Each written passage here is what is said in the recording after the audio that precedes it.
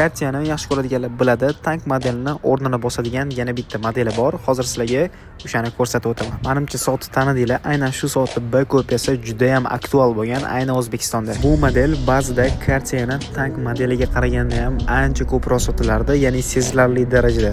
Ba'zida qolmay qolgan paytlari ham bo'lardi.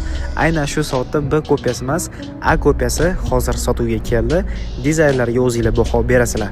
Bu soat, ya'ni A kopiyasi o'zini originali qanaqa dizaynda bo'lsa, xuddi shunaqa korpus va shunaqa dizaynda ishlab chiqarilgan. Soatimizda oynalari mineral bo'ladi, korpuslari va zastoshka metallari zanglamas metal. Bu soatimizda mexanizmlari kvars yapon motor bo'ladi, yon korpuslari ham sezilarli darajada qo'lga ingichka qilib ishlangan. Orqa korpusi shunaqa yopiq holatda bo'ladi. Remshoklariga keladigan bo'lsak, bu soatimizda remshoklari ham juda ham sifatli va original charmdan ishlangan bo'ladi. Bu o'z o'rnida qo'lga juda ham qulay. Orqa tarafda o'zini brendlari ham tushirilgan. Bu modelimiz do'konda 4 xil rangda sotuvda mavjud. Sizlar buni bemalol Mayvash do'kondan boshlang'ich to'lovsiz yokida naqd to'lovga ham xarid qilsanglar bo'ladi.